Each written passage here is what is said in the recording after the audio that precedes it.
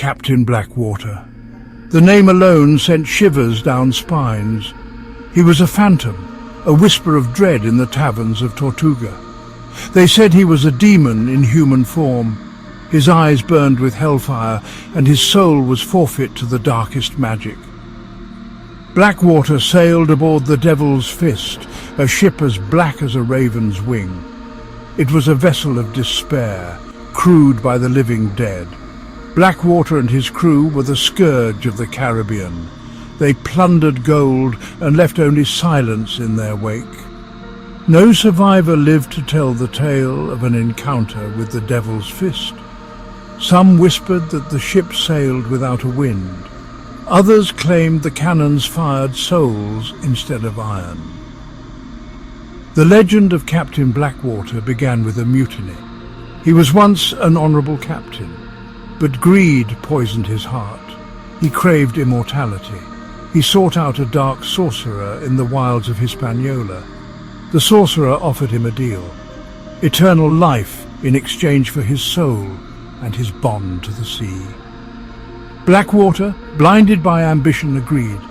He and his crew became cursed, bound to sail the seas for eternity, never to feel the earth beneath their feet again. The ritual was a gruesome spectacle. Under a blood-red moon, the sorcerer invoked ancient powers. Blackwater and his crew laughed in the face of damnation. The air crackled with dark energy as the curse took hold. The pirates' laughter turned into screams of agony. Their flesh turned pale and their eyes became hollow pits. When the sun rose, the Devil's Fist was no more. In its place was a nightmare. The vessel was shrouded in an unnatural fog.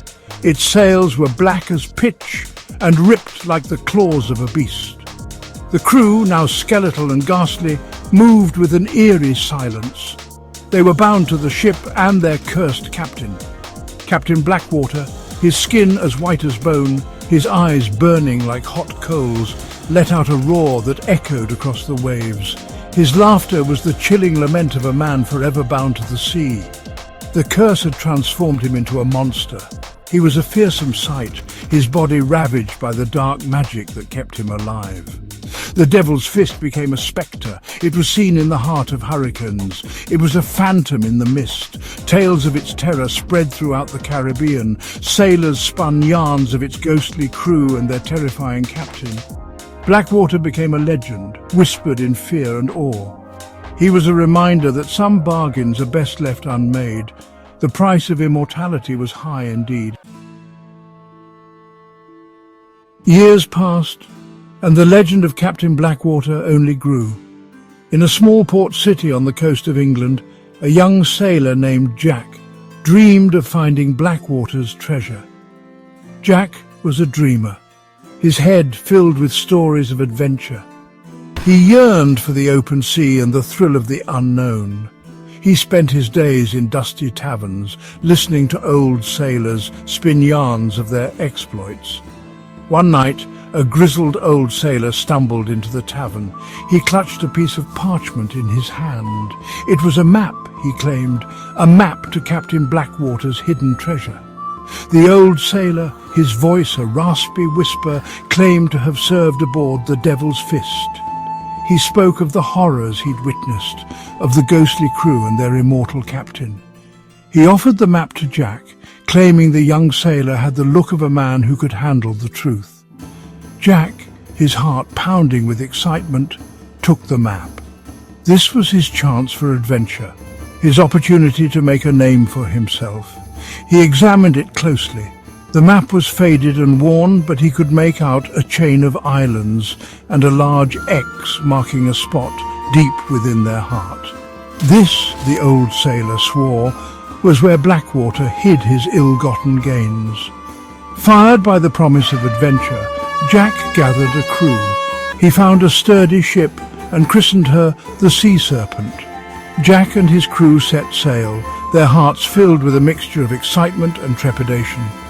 They were determined to find Blackwater's treasure, but they knew the risks. They were sailing into legend, and they were not sure they would return.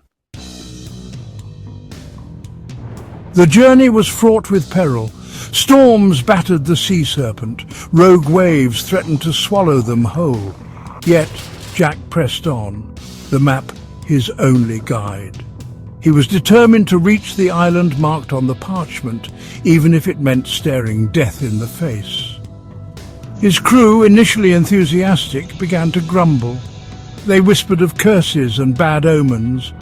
As they neared the island chain, the sea grew calm, too calm. An unnatural stillness settled over the water. The air grew heavy, thick with a silence that pressed down on their chests. A dense fog rolled in, shrouding the sea serpent in an eerie silence. The crew, their faces pale, huddled together, their eyes darting about nervously. Then, through the mist, they saw it. A ship as black as night, with sails that seemed to suck the light from the sky, the Devil's Fist. Terror gripped Jack's heart. He knew that their quest had led them to their doom. The old sailor's warnings echoed in his mind. This was no ordinary ship, and Blackwater was no ordinary captain. The Devil's Fist turned towards them. Its silence was more menacing than any cannon fire. Jack saw them then, the skeletal figures lining the rails. Their eyes glowed with an eerie light. They were trapped, caught in the web of a pirate's curse. They were about to become part of the legend of Captain Blackwater, another chilling chapter in the story of the Devil's Fist.